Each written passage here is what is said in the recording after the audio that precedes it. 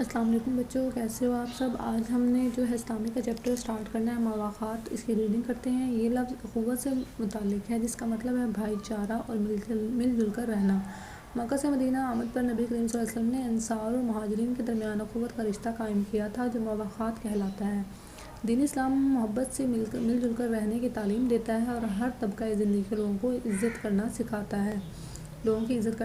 مکہ میں انہی چیزوں کی کمی تھی۔ بے حد غصے والے لوگ، قبیلوں میں بٹی ہوئی قوم، جہاں قبیلوں کے سرداروں کی منمانی چلتی تھی اور عوام کو معاشرے میں کوئی مقام حاصل نہ تھا۔ کفار مکہ مسلمانوں کی مکہ سے مدینہ ہجرت سے بھی پریشان تھے۔ وہ نہیں چاہتے تھے کہ مسلمان کہیں بھی منظم اور مطمئن ہوں یا وہ کوئی مملکت بنائیں۔ اسلام محبت، ہمدردی اور مل کر رہنے کا سبق دینے والا دین ہے۔ قریش مکہ کے ظلم و ستم، دشمنیوں اور جھگڑوں کی وجہ سے مجبوراً مسلمانوں نے اپنے پیارے نبی حضرت محمد صلی اللہ علیہ وآلہ وسلم کے حکم پر مکہ سے گھر بار چھوڑ کر پہلے حبشہ اور پھر مدینہ جانا پسند کیا۔ مکہ کے لوگ اپنی تیز مزاجی کے لیے مشہور تھے، جبکہ مدینہ والے نرم مزاج تھے۔ جب مکہ سے ہجرت کر کے مسلمان مدینہ آئے تو یہاں موجود انصار نے مکہ سے آنے والے مہاجرین کو خوش آمدید کہا۔ نیکسٹ پیج پہ آتے ہیں۔ مہاجر و انصار کا میل جول۔ مکہ اور مدینہ کی تہذیب و تمدن اور آب و ہوا میں فرق تھا۔ مدینہ کے لوگ صبر والے اور مزاج کے ٹھنڈے تھے۔ مسلمانوں کو ہجرت کے بعد مدینہ میں زندگی نسبتاً آسان نظر آ رہی تھی۔ مدینہ میں ہریالی اور باغات تھے۔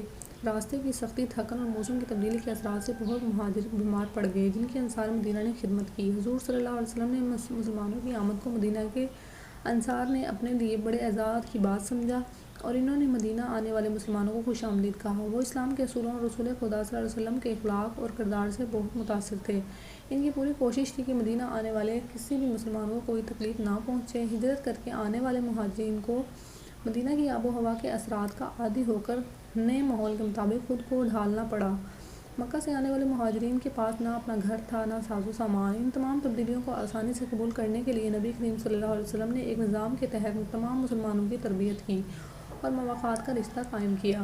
مدینہ میں موجود لوگوں کو انصار یعنی مددگار کا خطاب دیا۔ جس جذبے اور پیار کے تحت مدینہ والوں نے مہاجروں کو اپنے ساتھ ملایا، ویسی مثال پوری انسانی تاریخ میں کہیں نہیں ملتی۔ محبت کا جو رویہ انصار نے مہاجروں کے ساتھ اپنایا، وہ سگے خون کے رشتوں سے بھی بہت آگے کا درجہ تھا۔ حضور صلی اللہ علیہ وسلم نے انصار اور مہاجر کو اخوت کے جذبے کے ساتھ رہنا سکھایا۔ مہاجر اپنا گھر بار ساز و سامان چھوڑ کر خالی ہاتھ مدینہ آئے تھے۔ ان کی اپنی کوئی آمدنی نہیں تھی۔ حضور صلی اللہ علیہ وسلم نے انصار اور مہاجرین میں اخوت کا سلسلہ جاری کیا۔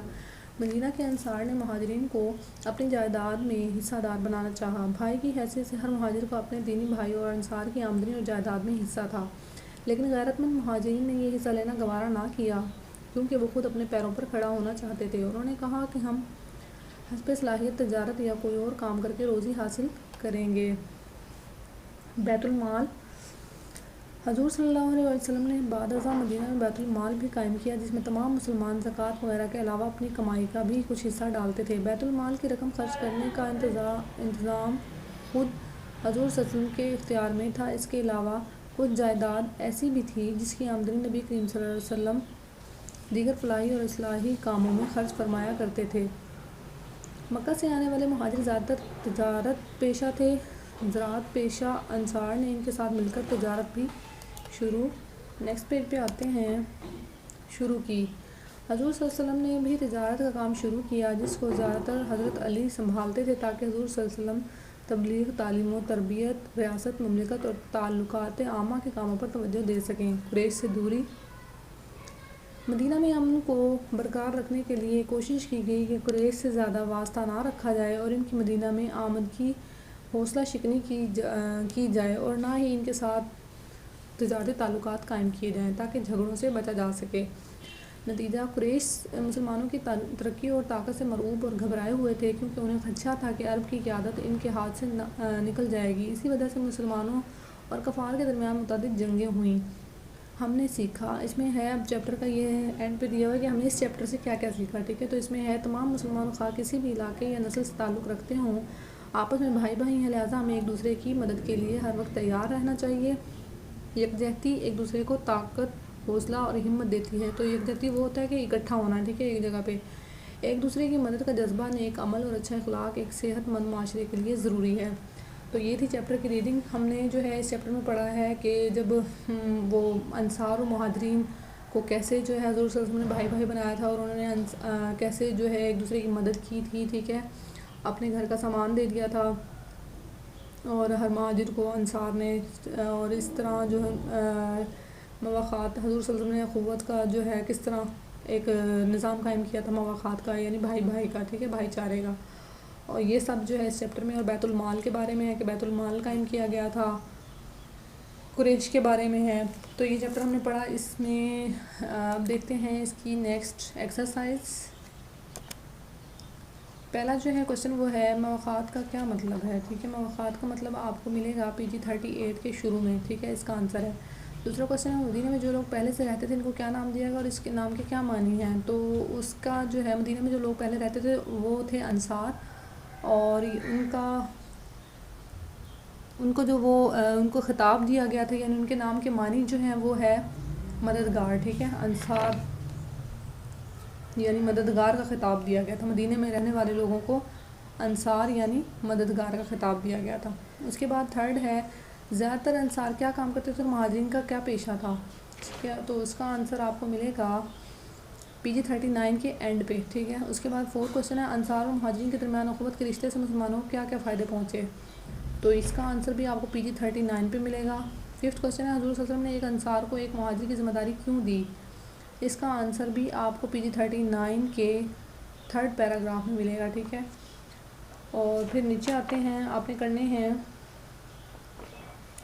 جملے مکمل. اسلام محبت ڈیش اور مل جل کر رہنے کا دین ہے، ٹھیک ہے. اخوت، اسلام محبت اور اخوت سے مل جل کر رہنے کا دین ہے. دوسرا ہے مکہ اور مدینہ کے لوگوں کے ڈیش میں بہت فرق تھا، مزاج میں بہت فرق تھا. تیسرا ہے جب مسلمان مکہ سے مدینہ پہنچے تو مدینہ والوں نے انہیں بہت ڈیش سے قبول کر لیا، دل سے قبول کر لیا. چوتھا ہے بیت المال کی رقم خرچ کرنے کا انتظام خود ڈیش کے اختیار میں تھا، خود حضور صلی اللہ علیہ وسلم کے اختیار میں تھا، ٹھیک ہے. پانچواں ہے ڈیش کو خدشہ تھا، قریش کو خدشہ تھا کہ عرب کی ڈیش ان کے ہاتھ سے نہ نکل جائے، عرب کی قیادت ان کے ہاتھ سے نہ نکل جائے. پھر ہے نیکسٹ پیج پہ آتے ہیں، درست اور غلط دیے گئے ہیں. دیکھیں پہلا ہے مکہ کے لوگ تیز مزاج تھے، تو یہ درست ہے. دوسرا ہے مکہ والے حضور صلی اللہ علیہ وسلم کو بہت چاہتے تھے، تو یہ غلط ہے. تیسرا ہے مکہ اور مدینہ کی آب و ہوا ایک جیسی تھی، تو یہ بھی غلط ہے. چوتھا ہے مدینہ میں سبزہ اور باغات ہیں، یہ درست ہے. اور پانچواں ہے مسلمانوں کی ہجرت پر مکہ کے لوگ بہت خوش تھے، تو یہ غلط ہے. پھر ہے انصار و مہاجرین کے درمیان اخوت کا رشتہ بننے سے مسلمانوں کو کیا کیا فائدے پہنچے. تو یہ آپ نے دیکھنا ہے PG 39 پہ اس کا آنسر، اور یہاں پہ لکھ دینا ہے 5 پوائنٹس لکھ دینے ہیں ان کو کہ ان کو کیا کیا فائدے پہنچے ہوئے، ٹھیک ہے، پوائنٹس کی صورت میں لکھ دینا ہے. اور یہ ہو گیا آپ کا چیپٹر کمپلیٹ مواخات کا. امید ہے آپ لوگوں کو سمجھ آ گیا ہوگا. اپنا خیال رکھیے گا. اللہ حافظ.